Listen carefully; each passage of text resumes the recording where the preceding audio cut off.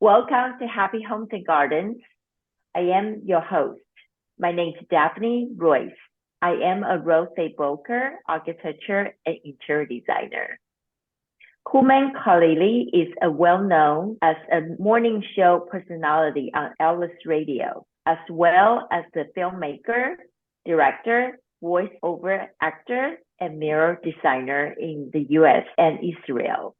Hooman is also a supporter of the rights of women in the Middle East. Let's welcome Hooman. Hello, Hooman.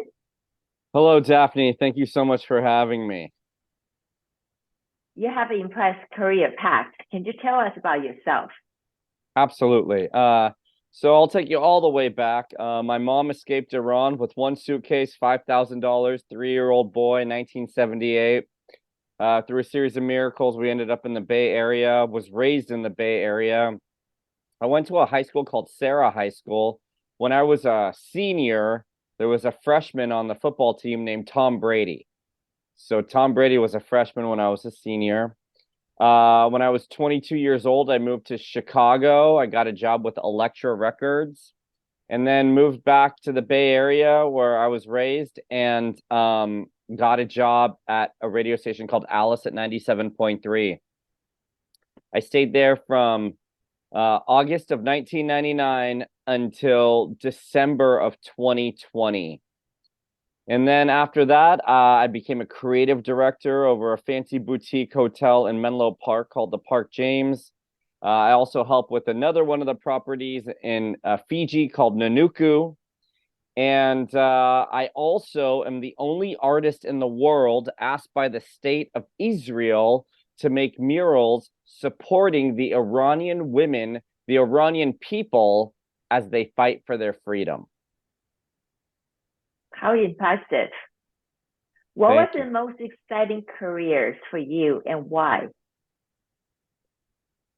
Well, you know, it's whenever you start something new in that moment, it's the most exciting. When I started working for Elektra Records when I was 22 years old, I was with all the big famous bands and I was at all the concerts, and that was very, very exciting. And when I was at the radio station for 20 years, I was at the Grammys, I was at the Video Music Awards. So that also was very exciting. Right now, I'd have to say this new move in my life to make these murals in Israel is probably the most exciting, because it's more than just a new job. It's a calling.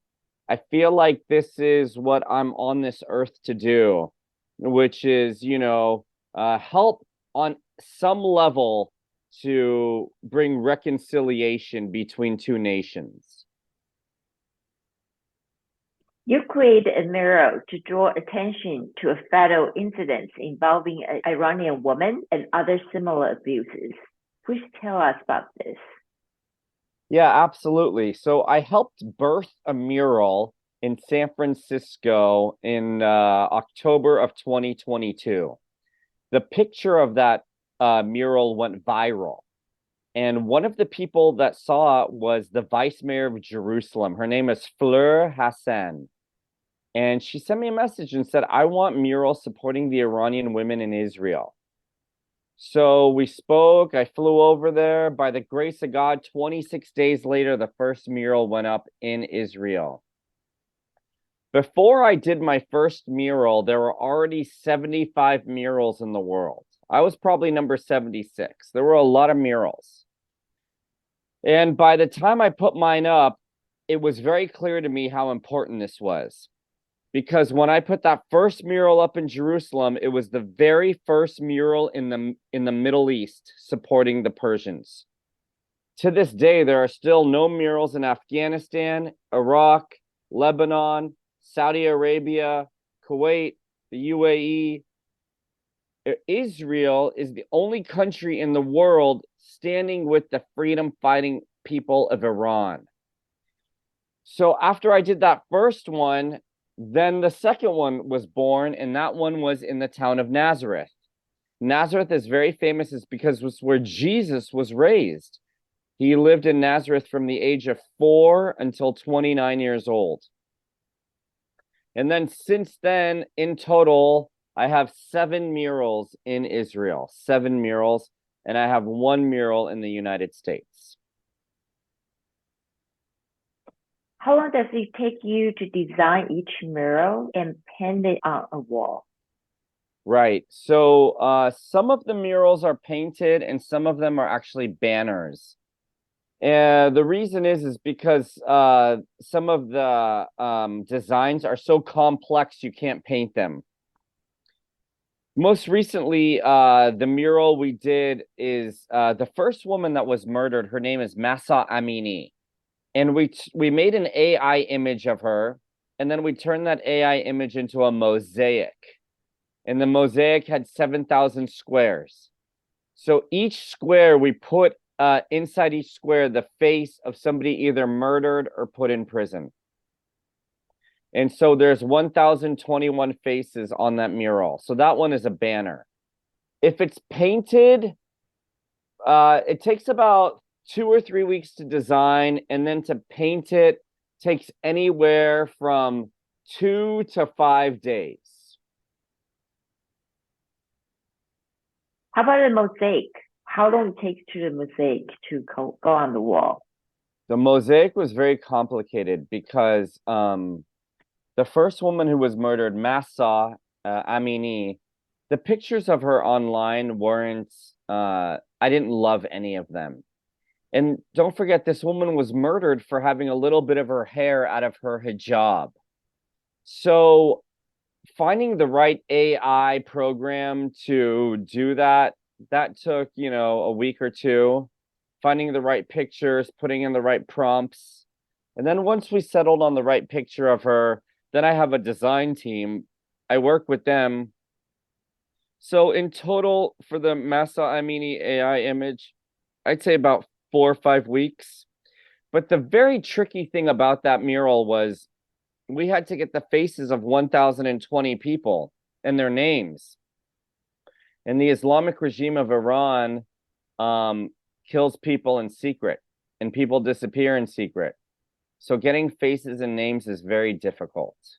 So that one took about a month and a half.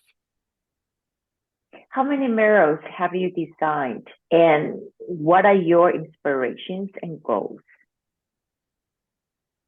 So in total, there have been 9 murals. One of them was taken down. It was the centerpiece of an exhibition in Jerusalem at the Museum of Islamic Art. So right now, in total, there's 8 murals, 7 in Israel and 1 in United States. If you want to see the exact locations of every mural, you can go to my website. It's www.hooman.tv, as in television. Great.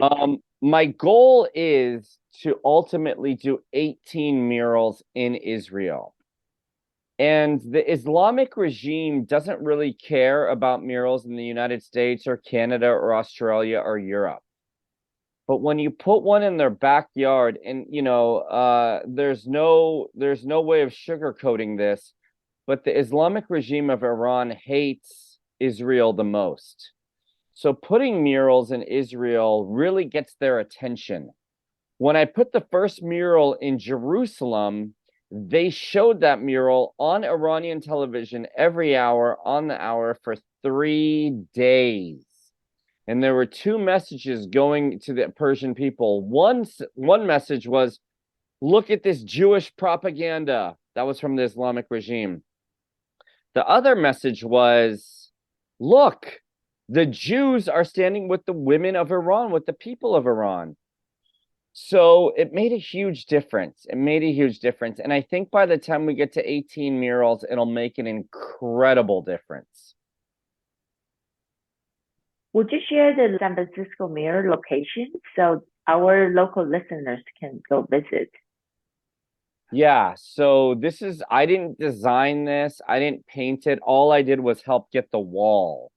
But the location is on Clarion Alley in the Mission. I think Clarion is spelled Clarion Alley. It's near 17th and Mission. And in this one alley is just tons of amazing street art. So if you walk down that alley, you'll see a mural that's in green, white, and red. And on the top, it says, "Woman, life, freedom." Woman, life, freedom. Yeah, and that's how you know it's a mural supporting the Iranian women. If it says those three words on it, then you know it's for the Persian women. Can you share your view of the historical background of Iran and Israel? Absolutely. So at the heart of the relationship between the Jews and the Persians, at the heart of it, it's a biblical relationship. It's all centered on the Bible. When the Jews were exiles, they were actually living in Persia. They were living in Iran. And there was a king by the name of Cyrus. This is about 500 BC, roughly, maybe 600 BC, somewhere around there. And the Jews came to him and said, "We need to return to our land and we need to rebuild the temple."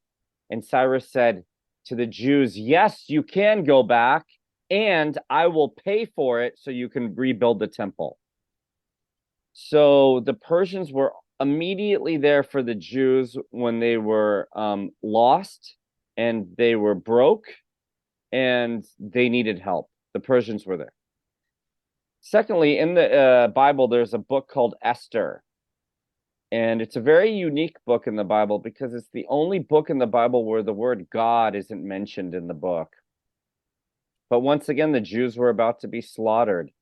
And that whole book takes place in Iran. And actually, Esther is buried in Iran. So that's the second time.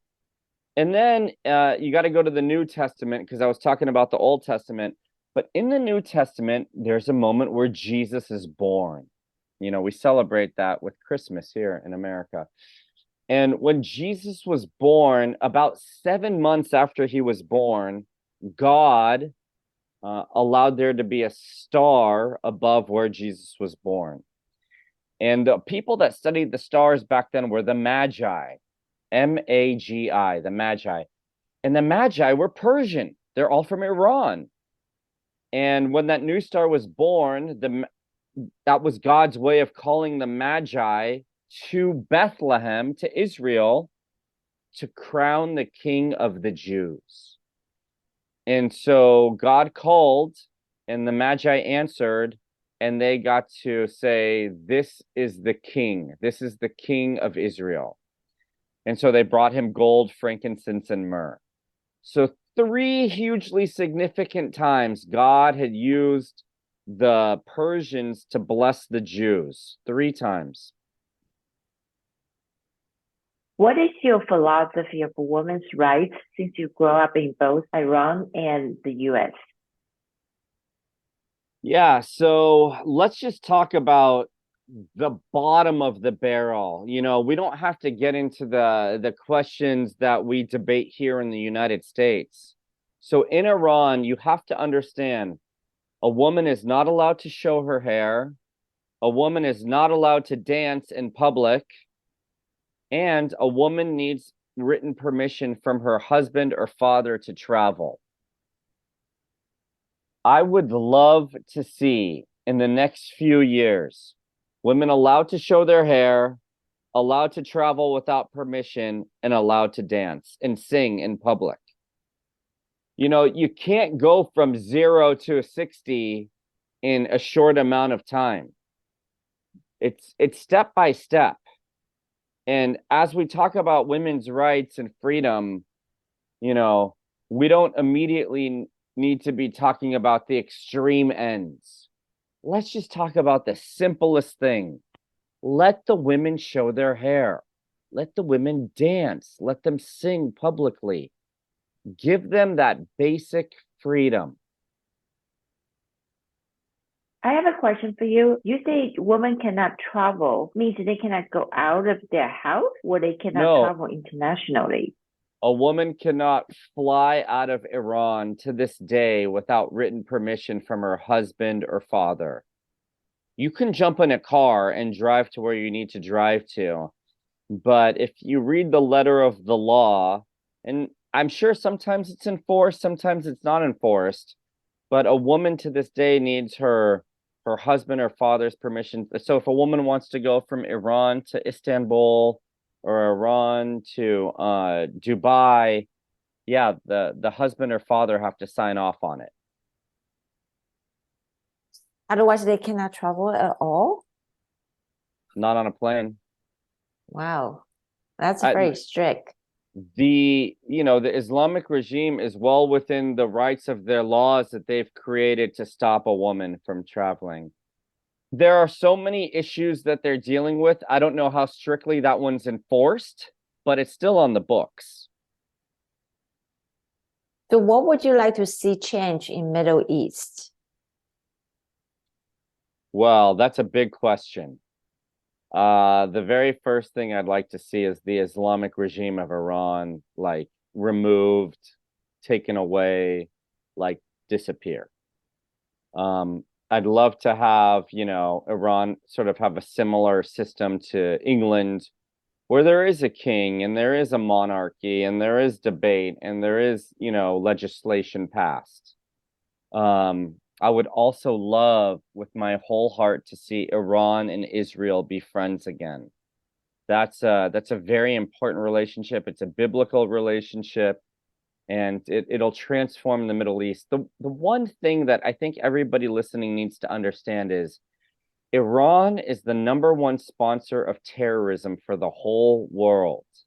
So whenever you hear about like an embassy blowing up in like Ethiopia, or you hear something happening in Lebanon, it's the Persians that pay for that. So the stability, the peace of Iran with incredible leadership would be the greatest. It would be a miracle. That's what I'm hoping for, the peace of Iran and the relationship restored with Israel. What I understand, you are Iranian, not Israeli, correct? That's right. Yeah. So I was born Persian Muslim in Iran. And then when we came to the United States, I was raised in the Presbyterian Church. So I'm a Persian Christian. So there is currently fighting Israel. How are you going to deliver your message at this difficult time? Yeah, it's very complicated. If we would have done this interview 2 weeks ago, it would have been a very different interview. I want to go back to Israel and I want to finish the murals, and I want to finish them immediately. I want to finish them sooner rather than later. So, if the Israeli government gives me permission and, some protection, then I will go back and finish the murals immediately, even in the midst of the war. But if they're saying wait, I will wait. So it's just a matter of, do they have the bandwidth to deal with me in the midst of the crisis going on in the country? Would you like to talk about your mirror? And there are 3 lions, top and the bottom of it. So if you go to my website, Hooman TV, HOOMAN.tv, you will see there's a lot of symbolism on these murals. So on the murals, this revolution in Iran that started after Mahsa Amini's murder, September 16th, 2022, for the very first time in the history of the world, you have a woman-led revolution. And in the West, all we do is talk about women and how strong women are and how wonderful. And even our movies are all about women heroes. But the Western media is not covering what's happening in Iran. They're not talking about it, which doesn't make any sense. Because if you're really going to celebrate women, celebrate these Persian women in Iran who have the courage to dance and not wear a hijab. That takes so much courage. And you might think it's nothing here in America, but it takes so much courage to do that in Iran. So on the mural, I always have a woman riding a lion with a sword in her hand, because it's a woman-led revolution. Next to her, I have another lion. I have three lions. They're always together, these three lions. Next to her is the flag of Jerusalem, which is the Lion of Judah outside the Temple Mount. And then next to that lion is the original Zoroastrian symbol from about 1780, 1790 of Iran, which is a lion holding a sword with the sun rising at its back. These three lions are always together in my murals because I'm reuniting Iran and Israel, their relationship, and I'm reminding the world this is a woman-led revolution. If you can go back to Israel and finish your murals, will you pen something different and change your message at the current difficult time? No, each mural is different, by the way. None of the murals are the same. I mean, there's some similarities between them, but they're all, you know, innately different for whatever part of Israel they're in and the message. But I need to stay focused on the women of Iran and the people of Iran who are fighting for freedom. If I deviate from that message, it'll dilute the message. And I don't want to dilute the message. I want the message to be in the face of the world. And I want the world to see that Israel is the only country in the Middle East that's allowing me to be able to do this artwork supporting the freedom fighting women of Iran. Do you know where your mural will be inside Israel? Do they give you location, cities, or any approximate? Okay. So there's one in Jerusalem, there's one in Mevaseret, there's one in Nazareth. There's two in Netanya, and then there's one in Haifa. And I'm missing one. I can't remember where the last one is. But they tell me ahead of time, and we figure out the size of the wall. There's going to be another one in Haifa soon. And then there's going to be another one in Jerusalem. And then I'm going to put one inside of Israel is this very unique religion called the Druze, D-R-U-Z-E. It's a very unique religion. And I'm going to put one in a Druze village, hopefully soon. And you hire someone to paint your mirror? Yeah. So far, I've worked with 3 different artists in Israel, but yes, I do hire them to paint it because it's very difficult to fly somebody there, have all their paint, all their brushes, when all of the people are already in Israel with all of the supplies. Will you create another mirror with a mosaic? Yeah, so I am going to do that mural 1 or 2 more times, the mosaic one. Right now, I'm working on, let me tell you a quick story. The United Nations in Geneva is about to install Iran as vice president of the Human Rights Commission. And what that means is the country with the worst human rights record in the world is going to be vice president of human rights. I don't want that to happen. So I think I'm going to fly to Switzerland this weekend and meet some people and try to unveil a mural on November 1st in Switzerland against the Islamic regime being made vice chair of the human rights. And that mural will be the mosaic. So you're actually going there this weekend? I think so. I mean, I've had 5 different people call me and say, can you come this weekend? And my schedule is a little bit free. I have to move a few things around, but I think I'm going to do it. Well, it's tough work, but good luck. Thank you, Daphne. Okay. Is there anything you want to share with our listeners about yourself or your goal around the world? So here's what I'd like to share with your listeners. Right now, I'm funding this myself. And it's not cheap. So if there's anybody out there who cares about this work, you know, if you go to my website, hooman.tv, there's a way you can donate. And also you can send me messages on Instagram. It's Hooman TV. But yeah, I'd love to just hear from you, be in touch with you all. And then, you know, say a prayer for me, because this work is complex and it's difficult. And many times I feel alone. Like, I don't know what's going to happen in Switzerland. So, you know, anything you could do, anything that you know you feel led, if you have a suggestion of a nonprofit I should reach out to, just be in touch. And I just love to hear from you. You say people can contact you on Instagram and also your website to Instagram. support you and your murals. And I'm also on LinkedIn. You know, Khalili is my last name, Khalili. So yeah, you can find me a bunch of different ways.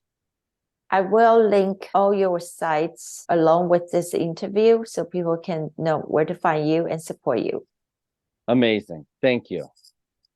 Thank you very much, Hooman, for talking with me. Thank you, Daphne. I really enjoyed it.